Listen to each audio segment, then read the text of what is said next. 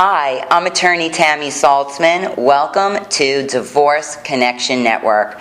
Today I am so pleased to introduce you to Jianny Adamo. Hi, how are you? Hi Tammy, thank you for having me. Welcome to the show. I am so excited to introduce all of you to Jianny because Jianny is here to talk about intimacy.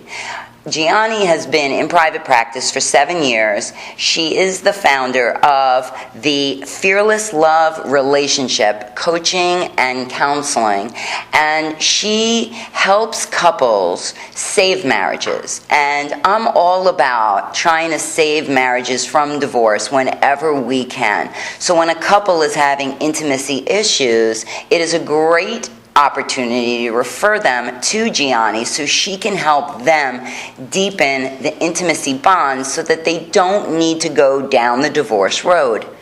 So thank you for coming, and I want you to tell our audience a little bit about what you do and 3 tips couples should consider in the area of intimacy before they even consider a divorce. Tammy, as you know, I am a licensed mental health counselor here in the state of Florida, and I'm a licensed professional counselor in the state of New Jersey, and I've been in private practice for about 7 years working with marriage counseling. I became a certified relationship coach as well after moving to Florida, and with that I've been working with a lot of divorcees and singles to prepare them for a life of love in marriage that's committed and it's fulfilling and satisfying. My specialty really is for safe and intimate relationships. And what that means is we're going to define intimacy. And intimacy is to know and be known. So it's about 2 people being vulnerable and visible and open to one another and being able to share experiences and deep emotions with one another. This creates that oneness. So think back when we were dating, our husbands or boyfriends. Initially, when we first connected with them, we would be on the phone for like 3 hours, and we looked up at the time, right. And the time disappeared. That's your emotional intimacy where there is no time. The moment is perfect, it's complete, and somehow along the road of marriage, sometimes that gets lost. So this is something I work with the couples to try to regain and recapture. And that's important to consider because when you're first getting to know somebody, you want to tell them everything about yourself. You want to be naked in more than one way. You want to expose who you are, what you believe in, how you were brought up, what you did as a kid, and hope that the person you're sharing with will love who you are. Yes. As we progress in marriage, sometimes who we are changes. Sometimes we get so caught up in life, we're no longer in touch with our own feelings. Mm-hmm. Sometimes we get invalidated and told you shouldn't feel that way, and then we're afraid to express how we feel, and we start to think how we feel is wrong. So there's so many issues that could fog up the clear intimacy relationship, mm-hmm. right? The visibility into one another. So Absolutely. What can couples do to reconnect? Actually, I want to talk about 2 types of intimacy status that people fall into that I get to see a lot in my practice. The first type of intimacy status is called pseudo-intimacy. Pseudo. Yes, pseudo-intimacy. And pseudo-intimacy is someone who values long-term relationships, someone who values marriage. They may have really good, solid values. They work hard. They really prioritize their family. However, there is a shell or a hard core around this individual that their partner cannot pierce through. You don't have access to their deeper emotions. You don't have access to their deeper experiences in life. So therefore, sometimes they come across as callous and insensitive. So this type of marriage, there is a lack of emotional intimacy, which for the female, when she's married to a man who has this core around him, and unfortunately there are a lot of men who fall into this category, she sometimes strays and actually has affairs in order to feel that deeper connection to another man, to another human being, to feel attractive and vulnerable again. So when there is this hardcore shell that cannot be pierced, then the intimacy is going to fall apart, especially for the female, because she needs emotional intimacy before she even needs sexual intimacy.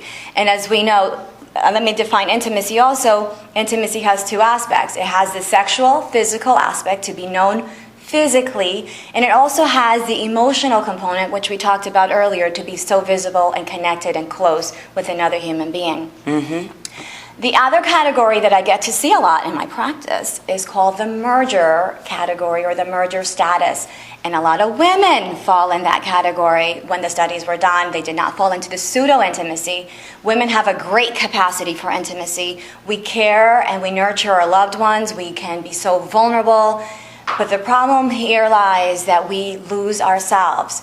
We forget to prioritize our needs. We forget to prioritize what's important to us. We always prioritize the children, the husband, the family, the extended family, the friends, and we put ourselves at the end, losing who we are, losing touch with ourselves. So a lot of my work when I work with the women is to empower them to truly understand who they are, what their heart's desires are, their needs, and be able to communicate these things and their priorities, their interests, with respect and care within their relationship. Because unfortunately, many times when they come to see me, they're full of resentment and they're full of anger, especially when they come to see you.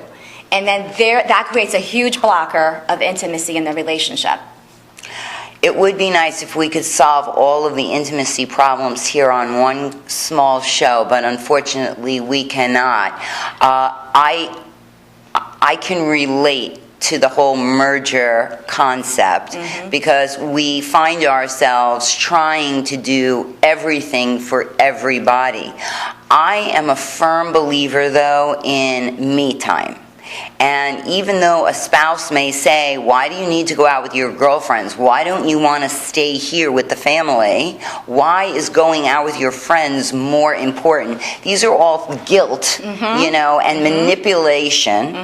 The bottom line is, when you do take me time, whether it be to go out with your girlfriends, play cards, go to a spa, go for a walk, it doesn't really matter what you do. That me time does two things. One is it helps you regenerate so you could be a better merger, right? You could be a better mother and a wife and a daughter. But it also helps you, alone time helps you to get more in touch with what your needs are, so that you are able to communicate when you're together. Wouldn't you agree? Yes, absolutely. Not only does it help you to connect with yourself again, it helps you to replenish your energy and continue to give as we normally do. We give unconditionally. We are just full of love, and we want to always fulfill the needs of everybody around us. But the only way that's going to happen for us to stay happy and continue to give is for us to take a pause and take time for ourselves, to replenish, to pleasure ourselves, whether it's going to the beach, taking a yoga class, doing an aromatherapy massage or a bubble bath, something that brings us pleasure, something that brings us rest, something that we enjoy, or just playtime for ourselves. Go and play. Right. I like play. Play is good. Laughing is good. Smiling is good. Being happy is good. All of those things are good. If you could give our audience one tip that they could do tonight to be more intimate with each other or connect in a more intimate way, what would that one tip be? I would actually recommend an appreciation exercise. I love that. The appreciation exercise is composed of you expressing one or more things that you appreciate about your partner.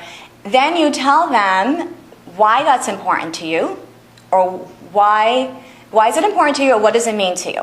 And then you express to them how that makes you feel when he or she does that. How does that make you feel? And then you reciprocate, so your partner then goes and expresses something they appreciate about you. I think that should be done every night at the dinner table. Absolutely. I love appreciation.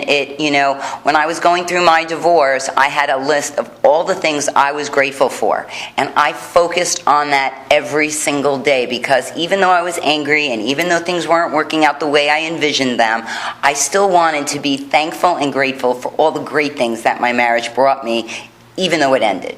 And I still try to focus on what I'm grateful for. And I look at my beautiful son and my 3 beautiful stepchildren every day, and I have a lot to be grateful for. What a great tip. Tonight, go home and tell your spouse one thing that you are appreciative of. And do it every night and see what happens. Try it for 30 days. If you want to reach Jianny, you can find her at divorceconnectionnetwork.com. Her picture, her contact, and her email will be there. Please join us again for our next episode of Divorce Connection Network.